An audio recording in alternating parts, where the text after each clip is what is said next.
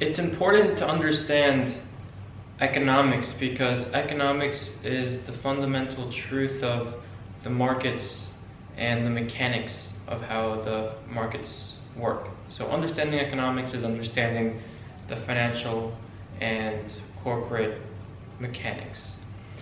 The idea and gist of what economics is solving problems.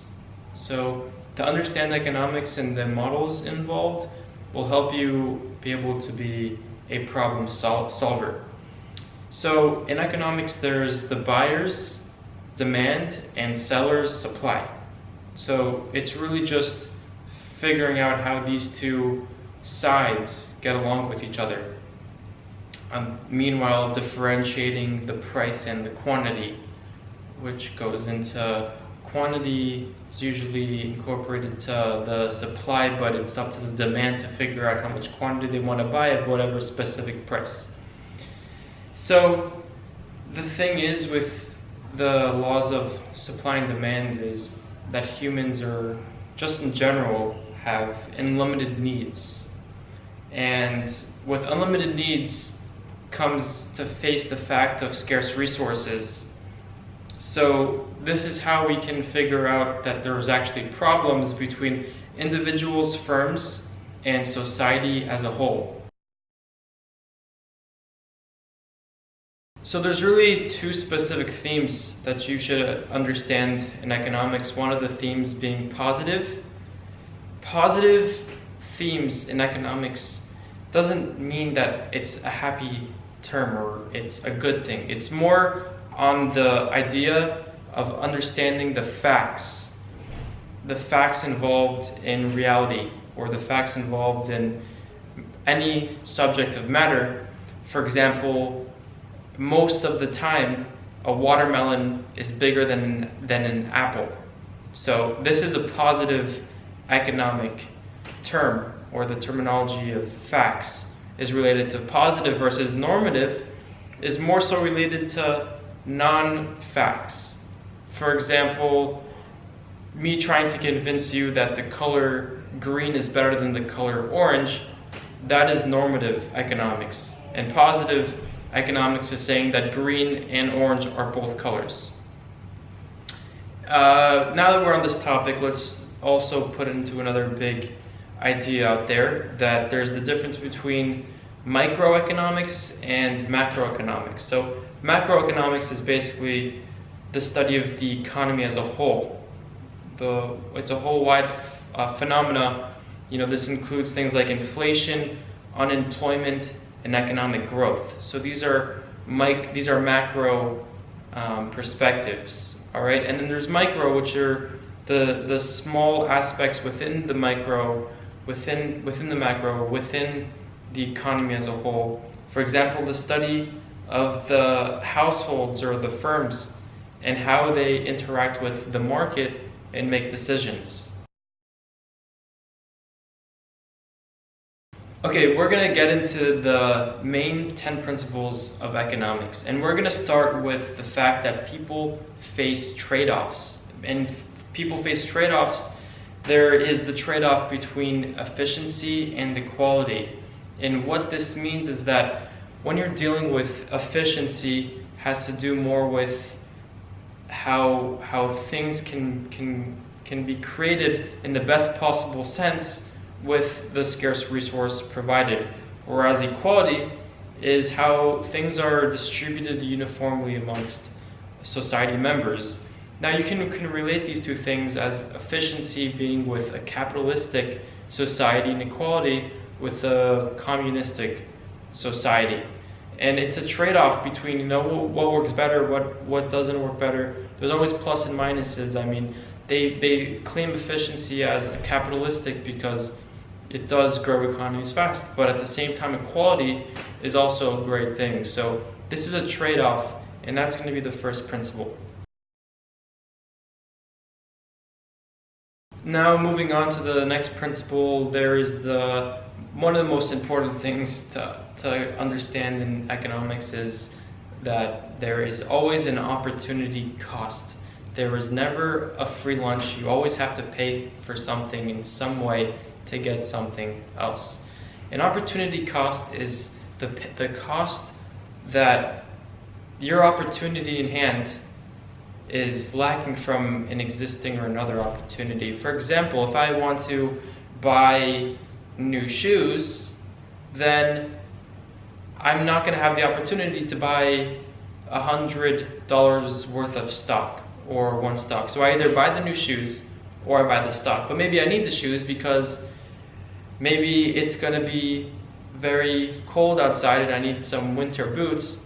And if I don't have winter boots, then my feet are going to be very cold and I'm not going to feel comfortable and I'm going to trade stocks worse. So maybe it is better to buy the boots than the $100 worth of stock.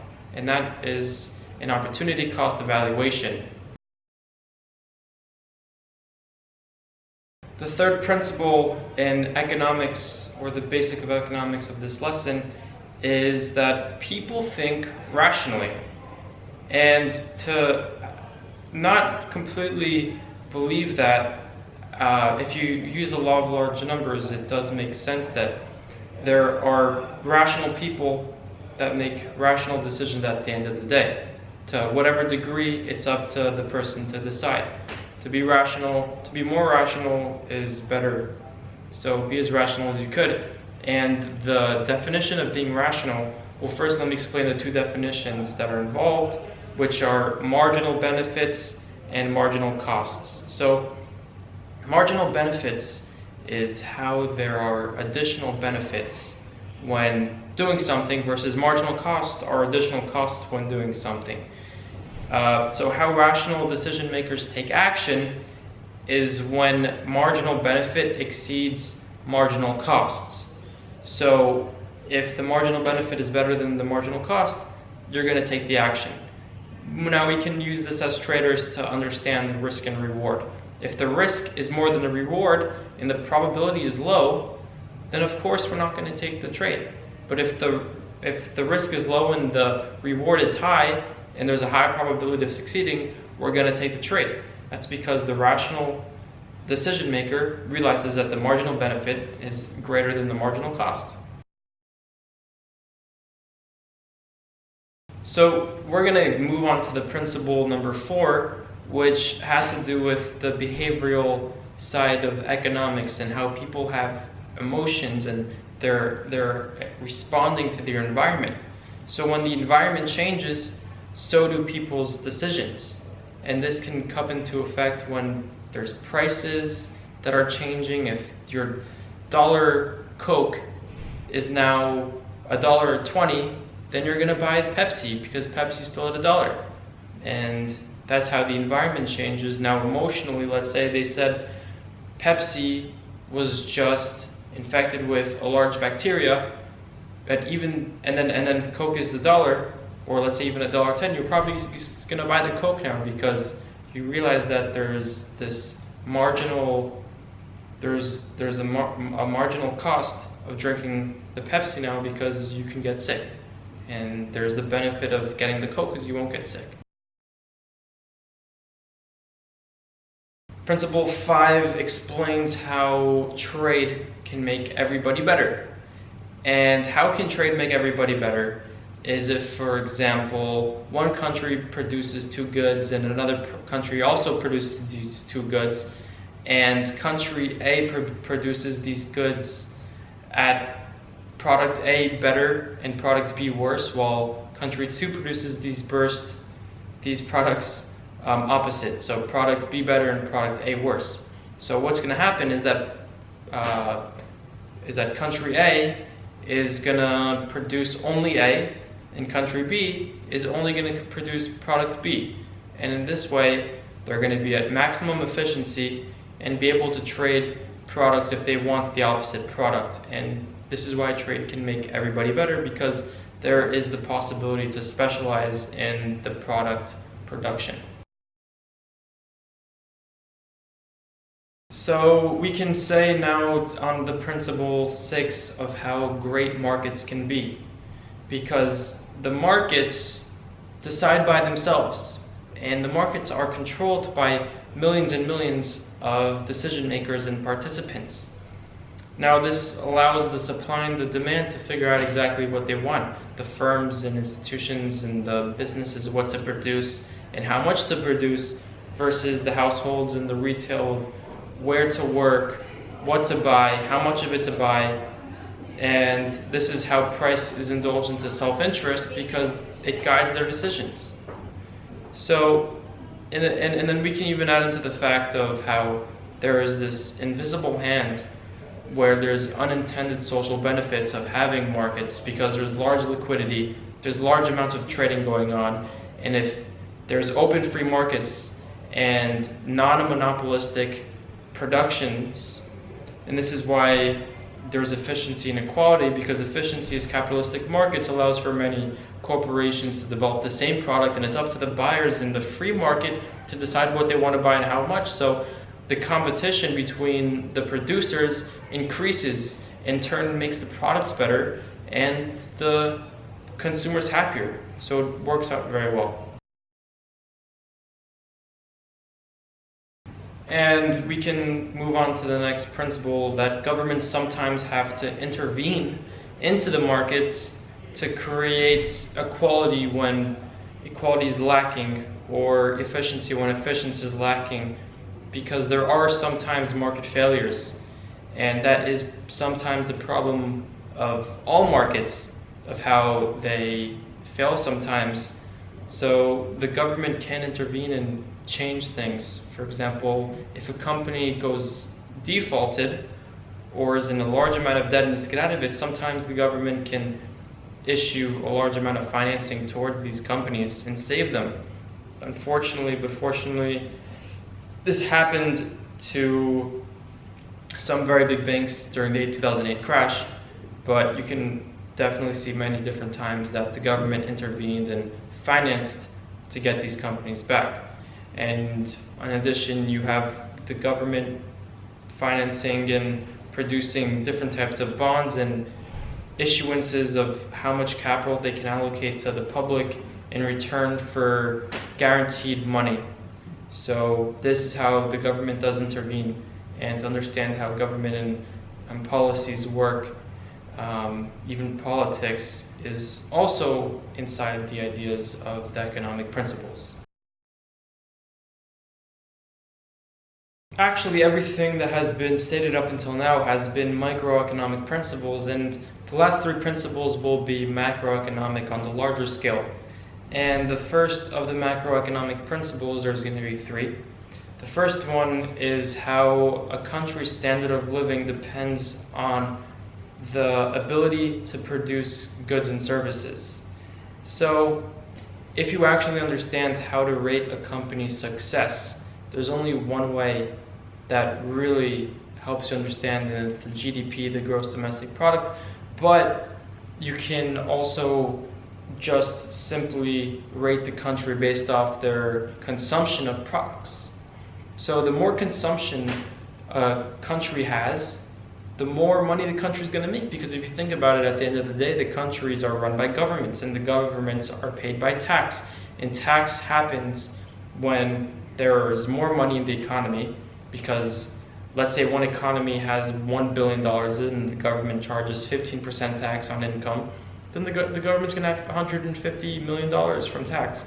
But you can see that the more money a country makes, the more money is being circulated within its economy, the more money the government makes, because the taxes are going to be the same percentage, but the economy is going to be producing more income for the participants. So consumption is basically the ultimate matter of rating a country's economic level. Now, the next principle for this set of how prices rise when governments print too much money.